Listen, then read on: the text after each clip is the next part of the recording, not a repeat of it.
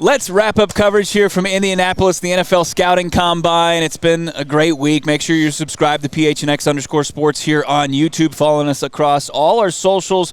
We're excited to be joined by Brad Spielberger, Pro Football Focus, and this has been a topic that's been trending up all week. And Ian Rappaport earlier this morning told one of our friends, Jody Ayler, that he thinks that DeAndre Hopkins could be dealt in the next 10 days. Brad, your specialty is free agency, the cap, some trades potentially. You've got your top 150 free agents coming out next week. Your top 100's out right now. But when you look at DeAndre Hopkins leaving the Arizona Cardinals, what's the biggest obstacle for the Cards and a team, a suitor coming after D-Hop? Yeah, I mean, I'm sure they want to get good value. Obviously, they traded away, second-round pick and some more to get him. But I think the good thing, maybe you could say the good thing, is no longer the no-trade clause. That gets voided by his suspension, makes things a little bit easier. He obviously could maybe tell a team, hey, I'm not going to come. I'm not going to show up if you trade me there, so he can kind of still control it a little bit. But, no, I think that deal is going to get done very early in the new league year. Don't you expect that whatever team trades for him understands that they're going to have to give him a new contract? Don't you want, if you're sacrificing a premium pick, whether it's a second round or whatever, you're going to have to give Hopkins a couple extra years on top of it with some more guarantees. Wouldn't he just want to go to whomever's going to pay him? Right, and that's the thing, is that you should know you're going to have extra leverage for that player because you just traded premium capital to go get him. Right. He's going to want that new deal, or like you said, at least get a bunch of money guaranteed, and then maybe some years tacked on like you did with Arizona. You guarantee the upfront money, add some years in the back end that obviously he's not going to play on now in Arizona. But yeah, he probably does just want to go to the highest bidder. I do think at this point in his career, too, he'd like to contend. He obviously has not done a lot of that. Yeah, I mean, there's suitors lining up. I mean, this is somebody that in D-Hop that there was inquiries at the trade deadline, and then you revamped that. And now we're starting to look at, Benjamin Albright told us earlier this week, the Kansas City Chiefs. That was the Vegas favorite back when the initial report came out that DeAndre Hopkins could be on the move or the Arizona Cardinals would explore this. You were the one that we talked about the deal with the New York Giants, a second and a fifth for DeAndre Hopkins. Could it be New York? Who else do you like? Yeah, no, the New York team choice in that article wasn't completely by accident. I'm not saying I'm breaking news here that it's going to happen, but I have heard they are a team that is interested. I do think you're looking at a team that does not have the highly paid quarterback like a Patrick Mahomes that can fit him in. A team that also wants to add a true number one receiver that can knock down the rest of their guys, put them in a better position. Off the top of my head, another team that could maybe make sense. Ooh, that's a good question. I mean, it's all about the contract, too. Who is going to be willing to pay him all that extra money? Patriots, we look at Packers, Bears. I know our guy CHGO, part of that show, people like it, and other guys think at age 31 and it's expensive. Well, the Claypool trade, they take a mulligan on that, wouldn't they? Absolutely. Yes, they would. And they'd rather have DeAndre Hopkins. They sure would. The Patriots is interesting. They do have the money. I think that it makes a lot of sense. I think the one thing that doesn't make sense is what is his relationship like with Bill O'Brien. But that type of team, I think does make a lot of sense. Yeah. Well, let's talk about the third overall pick because we've heard all week there's momentum for the Cardinals. They're actively looking to trade down. We've heard they want to recoup not only picks this year, but into next year when Monti, Ossenfort, and company can implement their own draft strategy. The Jalen Carter thing is incredibly unfortunate. Will Anderson, we've heard, they like him. Maybe they don't love him. What's the best case scenario for Arizona, do you think? Yeah, I think at this point you want a bidding war with Las Vegas Raiders. I know Ian Rappaport mentioned yesterday the Atlanta Falcons at 8 could maybe now be in that conversation, of course. The Panthers at 9, the Tennessee Titans at 11. I think not enough people are talking about as a team that is probably looking to make a move up and maybe take a quarterback. So, yeah, I think it is just getting that massive pile of draft picks. Look, the Arizona, I'm not breaking news here either. They're more than one piece away, right? Yes, As good as Will Anderson is, they have a lot of holes to address. Yeah. And I think you want to just stockpile some picks right now. Yeah, and we're not going to be offended here if you push back on this, but, as we continue to have this conversation, and Anthony Richardson and C.J. Stroud, they both said that Atlanta have talked with them, 2 quarterback prospects that you would assume you'd have to trade up to select one of those guys. But when you look at Monti Ossenfort, Jonathan Gannon, we've said and maintained that we think it's going to be they're going to churn this roster, but you're not going to see any big-ticket free agents come to the desert this offseason. I'd be surprised. I don't think it makes a whole lot of sense, and I think both those guys get that. Coming from, I think organizations that also understand that as well. I think Tennessee tried to hang on a little bit too long there, but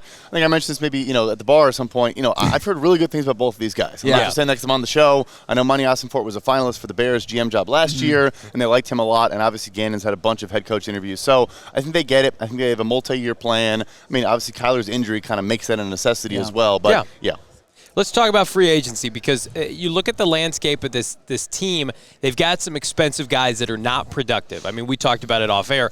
Robbie Anderson, easiest cut in the NFL, Chosen. right? Chosen Anderson. Chosen Yeah. Anderson. Sure. Not chosen Josh Rosen. Chosen Robbie Anderson. $12 million they're immediately going to save. Anything else off the top of your head with this team that they could do or they might be tempted to do? That's part of the issue, and why we're talking about turning this roster. There really aren't a lot of obvious cut candidates or guys that save you significant room to move on from, right? So, who knows what happens with Rodney Hudson and things of that nature, how they work through some of those older guys. But that's kind of the problem, right? Is there aren't, obviously that one's great for Robbie, clearing $12 million right off the top, zero in dead cap. But that's kind of the issue, is there's not a lot of those answers. When you start to look at this roster, I mean, obviously you identified DeAndre Hopkins as probably their most valuable asset to create more assets, right? And then you look at the easy cuts, right, where you can create some cap space. But we started doing some digging. It's like if you trade Hollywood Brown, you probably get pennies on the dollar for a first-round pick that they traded away for him last year, but you get $13 million in cap space.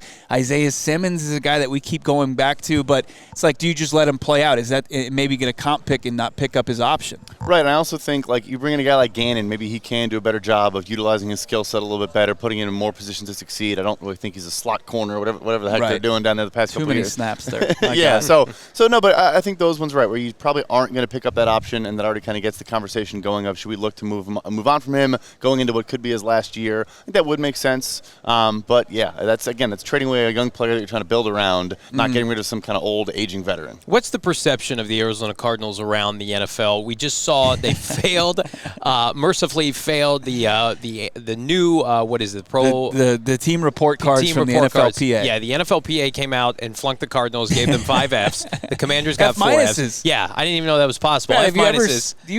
You were probably a great student, so you probably never. You went to law school. Yeah, I'm unfamiliar with it, but the concept is unfamiliar. Yeah. So the Cardinals get a bunch of Fs. Their weight room is horrific. Their nutrition plan's terrible.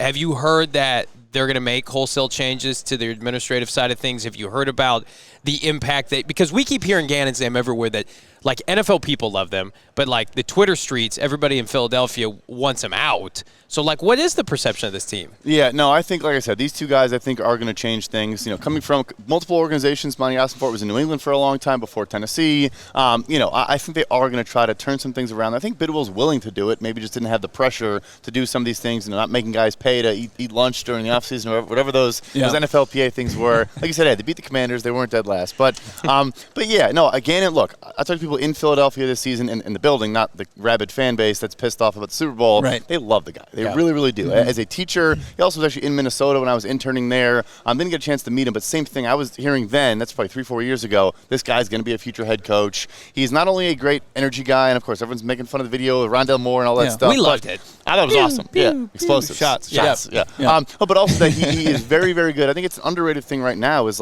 disseminating information to younger guys, like Gen Z, not to throw these buzzwords, but you're coaching different people and different players, and he is known as that's an edge for him as well. It's how to teach these guys to retain things that learn differently than current players. We were told that by Andrew Sendejo, former NFL safety, who's friends with Gannon, and that's what he said is his main strength going into this at that time a coaching carousel. But it's really fascinating. We saw our guys from CHGO put you on the spot here. We talked Gannon. Quick connecting of the dots. Who could be somebody that follows Gannon from Philly to the desert? It's a good question. I mean, he should definitely try to bring as plenty many of people options. as possible. But what's realistic, cap-wise, what you want to spend, age-wise? Probably not throwing shade or guys. Crushing him on Twitter like a safety did just this week. I mean, anybody? Yeah, we're talking about Simmons. I mean, you could try to bring in a Kaiser White or a TJ Edwards. I don't think you want to spend in the TJ Edwards range. I think Kaiser White's kind of an underrated, solid coverage backer. Yeah, we've heard that. Right. Obviously, you have 2 good safeties already, so I don't think Chauncey Gardner-Johnson makes a lot of sense. Look, if you want to make a splash, I mean, Javon Hargrave is that splash. He's going to be one of the highest paid free agents. I don't know if you want to go to that range. He made $17 million this year. What's he going to make on the open market? Like 18, 19 per year, probably. And I will say this, too, going back to Minnesota as well. I think a guy like a Dalvin Tomlinson could make some sense. You look at some of those players. Obviously not going to reunite with Patrick Peterson, I don't think. But, he can tap into that team as well, and they have some guys coming up that I think could make some sense. My last question surrounding pick 3. So let's say, ideally they can't trade down, and they're sitting there, and they're like, well, we got to take somebody. And we watch Will Anderson. We're like, hey, no-brainer. But what we've heard is maybe they don't love what translates to the next level in terms of his ceiling. The Tyree Wilson kind of, chatter, the hype is real here, and yet he hasn't worked out. He played in the Big 12. Production wasn't there. I mean, if you're Gannon and company, and he's the first non-quarterback taken, how do you get around that if you're the Arizona Cardinals? Because you're passing on somebody that I think is generational in Will Anderson Jr. for a guy that's all about, and we talked to somebody earlier this week from PFF basically comparing it to last year with Aiden Hutchinson and Trayvon Walker. I don't think, in my opinion, I don't think the Cardinals can do that with the state of the fan base, but we've heard they really like Tyree Wilson. I was going to make the exact same analogy, and he is that Trayvon Walker. I mean, he is, his measurables, I didn't even test this week, but his measurables are insane. And I mentioned to the CHGO guys, I mean, his wingspan is an inch shorter than Giannis Antetokounmpo. I mean, he's a freakishly built guy. And you're betting on traits, you're betting on, intangibles, all those things. So I know the fans probably wouldn't love it. I know, you look at the college production and Bama versus, like you said, Big 12, but they're not the only team that is thinking that way. Yeah. You got to read his stuff. Of course, Pro Football Focus, the top 150 set to drop next week. But in the meantime, check out the top 100, PFF.com. And, of course, follow him on social media, on Twitter, at PFF_Brad. Brad, in order to keep our credential with the Cardinals, we have to charge you for lunch. I'm sorry. Hey, that's fair.